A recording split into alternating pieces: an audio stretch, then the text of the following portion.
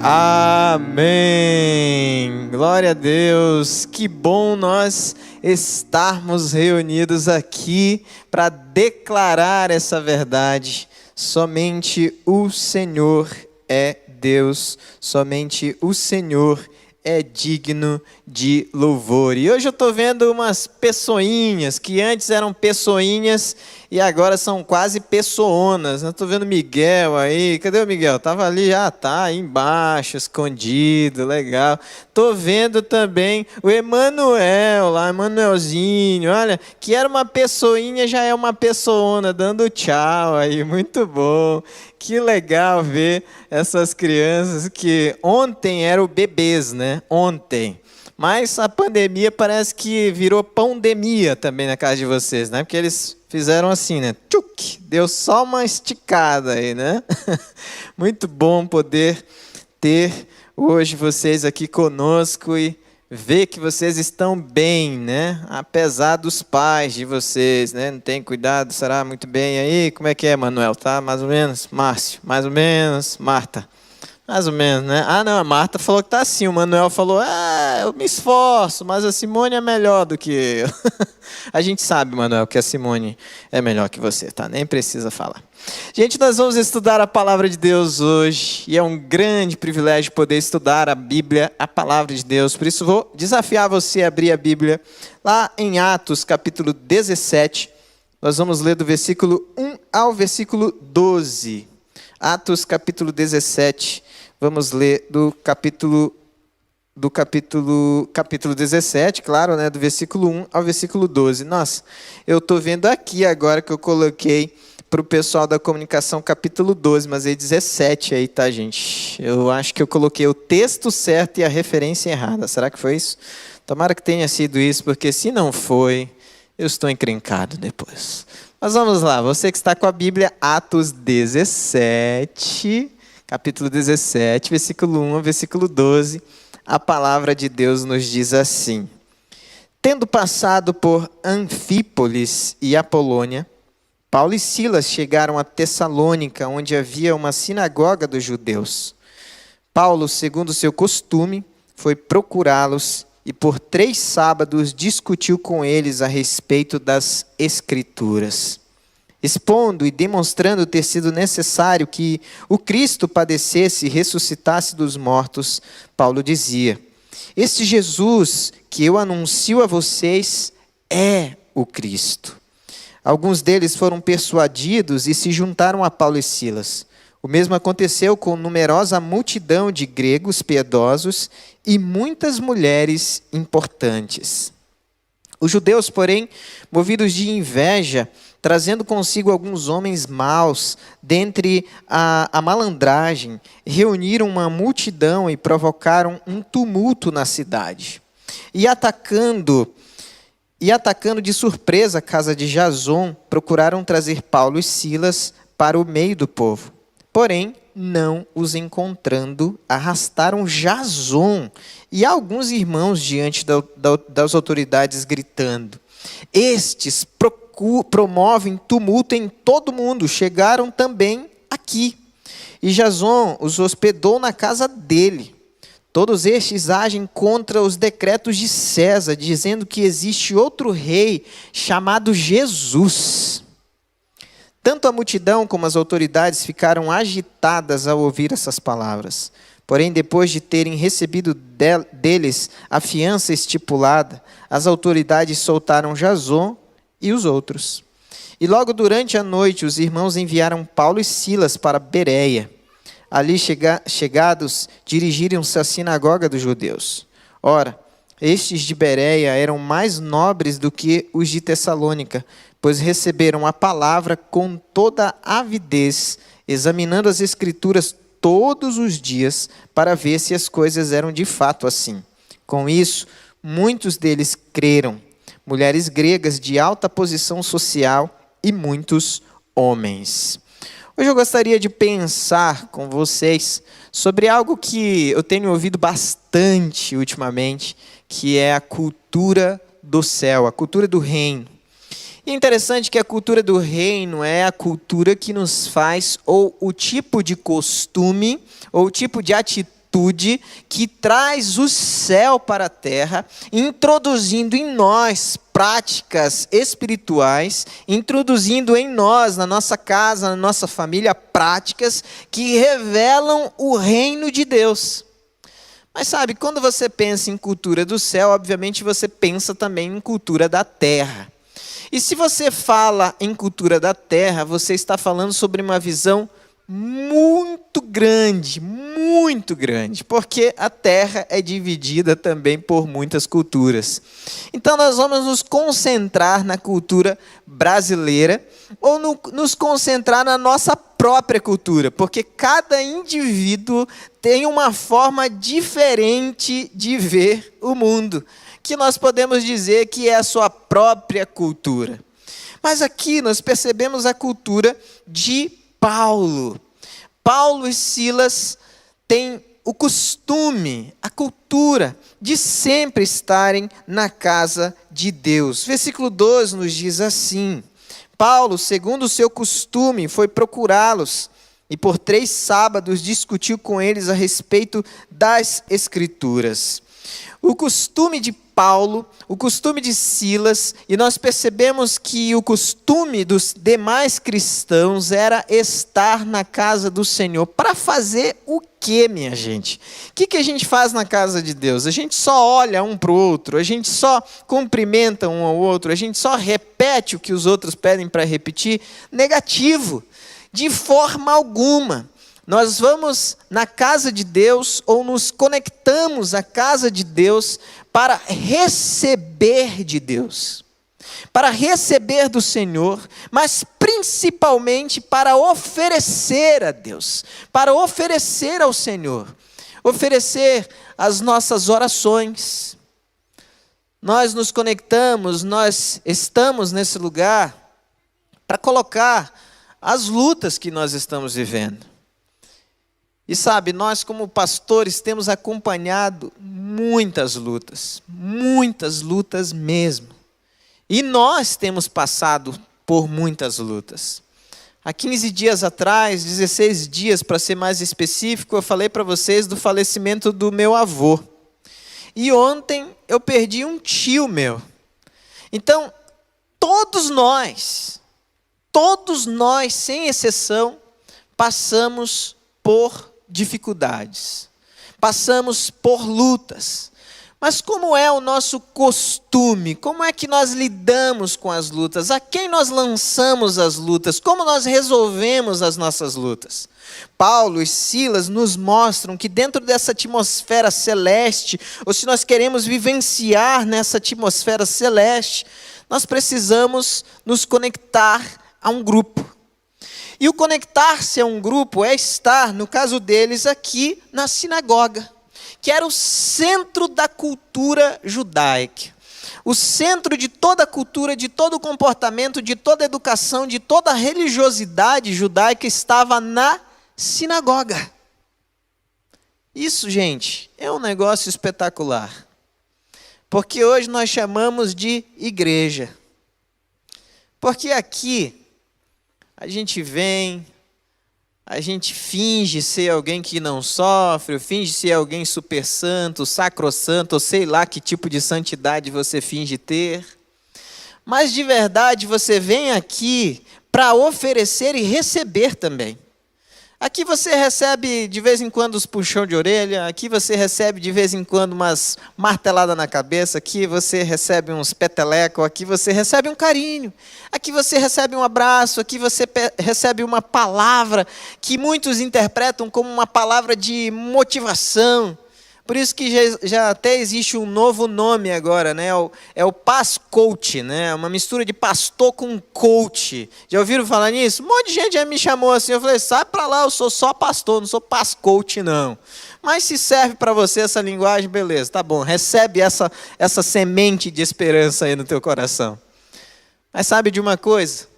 Eu e vocês, nós todos, precisamos nos conectar com outras pessoas.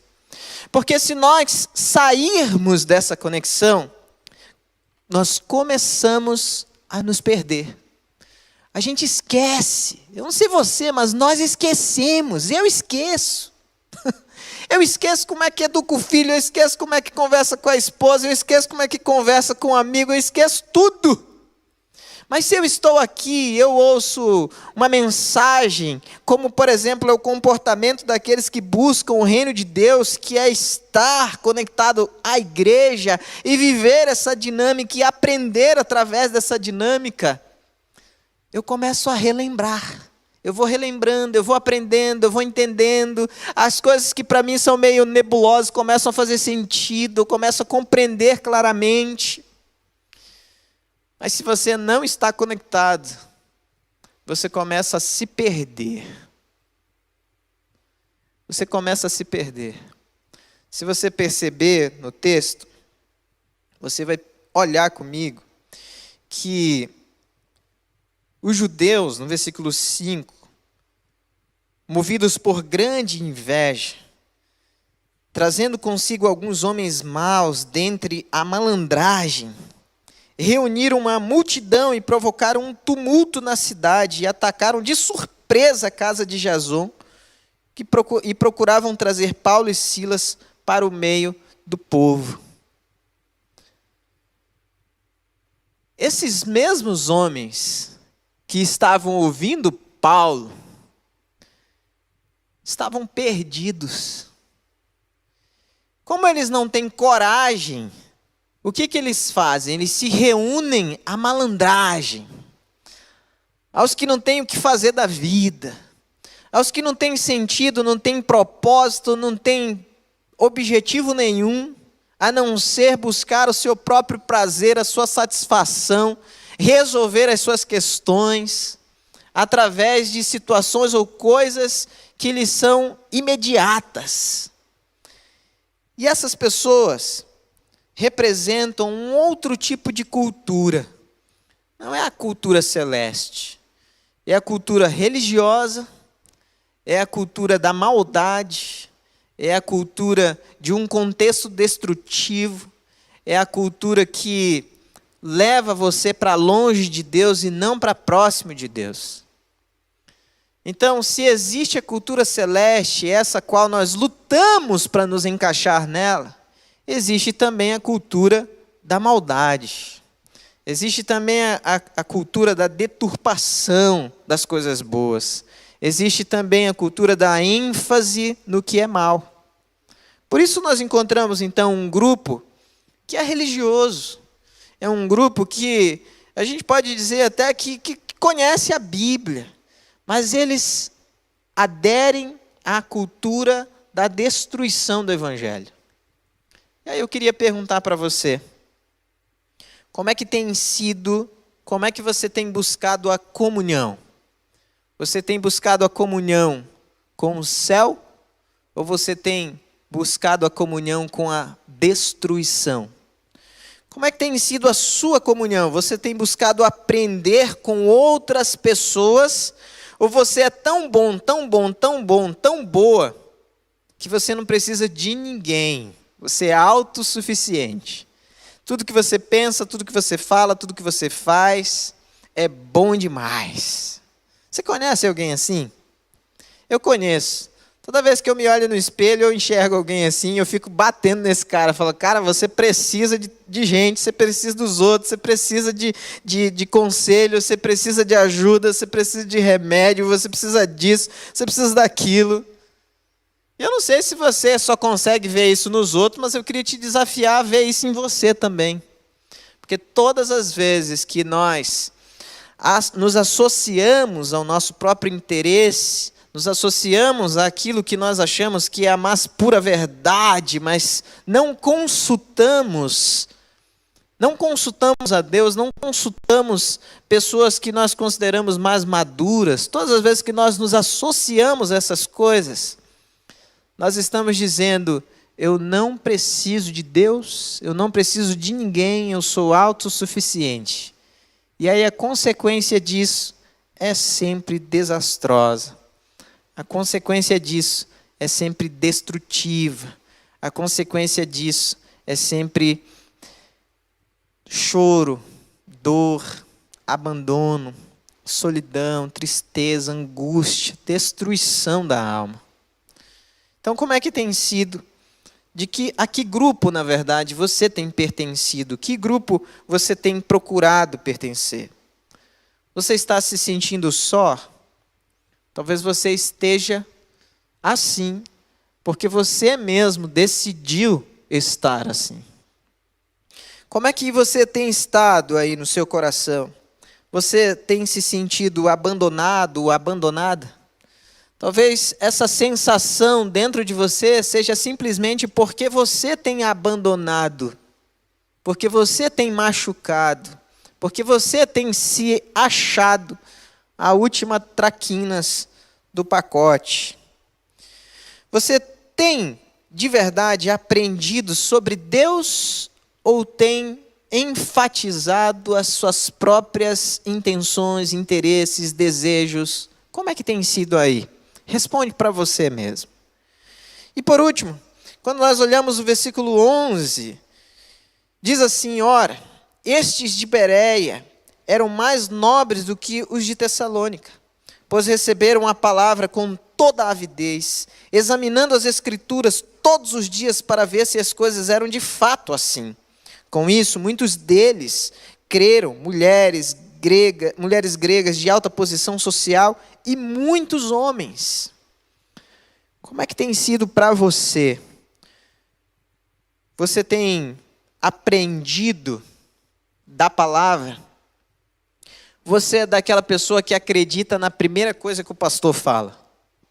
Se você é dessas pessoas, eu queria hoje dizer para você que você é um Zé vai com as outras, sem ofensa, tá, Zé Mário? Ou uma Maria vai com as outras.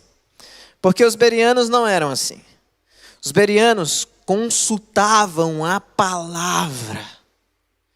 Então não é porque um pastor está dizendo que aquilo tem que ser daquele jeito. Mas se o pastor usa a palavra, você corre na palavra, pesquisa na palavra, investiga a palavra, e se a palavra concordar com o que o pastor está falando, aí sim você vive aquilo. Sabe por quê? Eu fico imaginando que muita gente hoje, eu diria que com uma preguiça intelectual, não lê nada, não investiga nada, ou se apropria somente do que outras pessoas dizem. Por isso, leva uma vida tão desgastante e frustrada, porque não tem aprendido sobre a cultura do reino, não tem vivido a cultura do reino, tem apenas ouvido o testemunho de outras pessoas e não tem vivido os seus próprios testemunhos. Tem apenas ouvido a opinião de outras pessoas e muitas dessas pessoas são líderes e você não tem cunhado as suas próprias percepções de Deus através da palavra. O pessoal de Tessalônica não aprendeu direitinho a lição de casa, porque eles não eram como o pessoal de Bereia.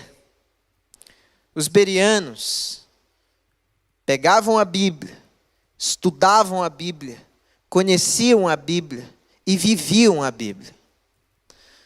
Me parece que o pessoal de Tessalônica pegava a Bíblia, estudava a Bíblia, ensinava a Bíblia, partilhava a Bíblia, falava da Bíblia, mas não vivia a Bíblia. E o pessoal de Curitiba? E o pessoal que está conectado conosco? E eu? E nós? Somos desafiados todos os dias a não agir no efeito manada, de ir junto com o que todo mundo fala, mas em estudar a Bíblia e vivê-la profundamente na nossa vida, confrontando a nossa própria percepção, a percepção natural que nós temos, e implantando a palavra de Deus no nosso comportamento, na nossa mente, no nosso coração, no nosso dia a dia. Porque senão, gente, de verdade, nós vamos só repetir aquilo que outras pessoas falam.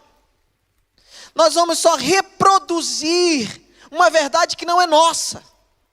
Nós vamos só compartilhar aquilo que alguém postou, quando na verdade Deus quer realizar sinais, maravilhas, prodígios na sua vida, através da sua vida. Eu lembro a primeira vez que eu vi um milagre acontecer diante de mim. Eu sempre fui um cara que gostou muito de estudar, gosto muito de lógica. Eu estudo um monte de coisa que se eu falasse para você, você ia falar, esse cara é biruta da cabeça. Mas eu não tive como questionar o milagre diante de mim. E eu falei, não, eu não tenho como explicar isso. Eu acho que homem nenhum tem como explicar isso. Isso é obra de Deus. Isso é obra do Senhor. E nesses dias nós temos visto muitos milagres. Deus tem levantado pessoas, literalmente, pessoas que não tinham mais chance de vida nenhuma. Já tinham sido desenganadas pelos médicos. Já estavam completamente mortas praticamente. E de uma hora para outra, pelo toque extraordinário de Deus, aquelas pessoas saem do hospital, saem de uma UTI, vão para um quarto e do quarto já vai para casa. Como é que pode? É a ação milagrosa de Deus. Então, que grupo você pertence? O grupo que tem buscado viver a cultura do céu? O grupo que já está bem encaixado na sua própria cultura, ou na cultura do mundo, ou na cultura da perversidade, da destruição, da autodestruição? Ou você é aquele que tem aprendido com a palavra de Deus e vivido essa palavra todos os dias e se maltratado até aqui? Não se flagelado, mas aqui pensando, nossa, o que eu preciso melhorar? Onde eu preciso melhorar? Esses bereanos eram assim. Eles sabiam que precisavam pesquisar na palavra. Mas eles sabiam que não era só pesquisar, era viver a palavra.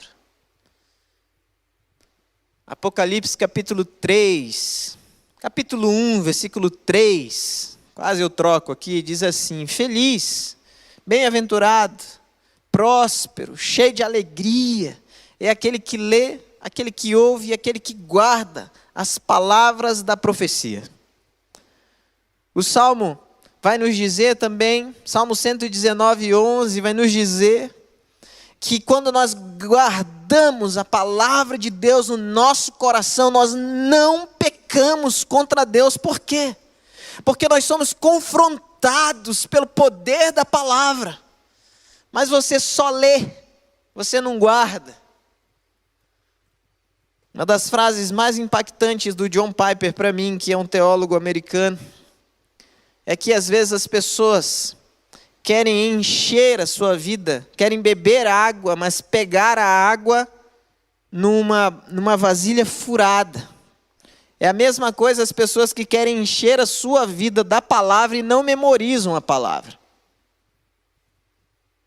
Elas querem beber água numa vasilha furada. Por isso eu queria orar hoje e desafiar você. Orar hoje e desafiar você a estudar a palavra e a introduzir na sua casa, na sua vida, a cultura do reino de Deus. Coisas que combinam e que têm a ver com o reino de Deus. O ensino que você vai oferecer é sobre o reino, a vida que você vai ter é sobre o reino, o que você vai viver é sobre o reino. Então, se você é essa pessoa, se coloque de pé, nós vamos orar juntos, porque eu sou uma dessas pessoas. É o que eu quero para minha casa, é o que eu quero para minha vida, é o que eu quero para todos os dias da minha existência.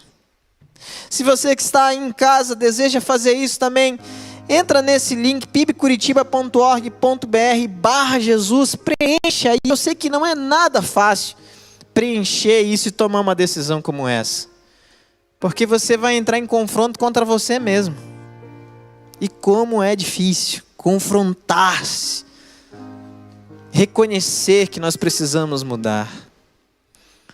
Mas sabe, eu queria te dizer que é difícil para mim há mais de 20 anos. Não vai ser mais fácil para você, não. Então vamos orar juntos? Assim, eu te ajudo e você me ajuda. Porque eu vou pedir para você orar do outro lado aí por mim também. Feche os teus olhos onde você está e nós vamos clamar ao Senhor, pedindo ao Senhor que faça isso no nosso coração. Senhor Jesus, obrigado por esse texto que lemos, porque ele tem tudo a ver conosco.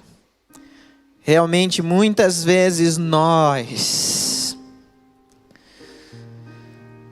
por um ímpeto das nossas intenções, das nossas paixões, das nossas lutas, das nossas dores, para de alguma forma aliviá-las, nós decidimos viver uma cultura da destruição, viver a cultura do abandono, do autoflagelo. Mas Pai, em nome de Jesus, tem misericórdia de nós, tem misericórdia das nossas vidas. Nós queremos viver a cultura do céu, a cultura de Deus nas nossas vidas. Então nos ajuda a estudar a Tua palavra e compreendê-la. Nos ajuda não somente a estudar e compreender, mas a viver. Que eu acredito que é a parte mais difícil de todas. Porque nós conseguimos fazer teologia do que lemos, fazer discurso do que lemos, mas viver é o que eu quero. E é o que essas pessoas que estão de pé e estão preenchendo esse questionário agora, também querem. Por isso nos ajuda, Deus. Tem misericórdia de nós e nos conduz ao centro da Tua vontade. Em nome de Jesus, nosso Senhor. Amém e amém.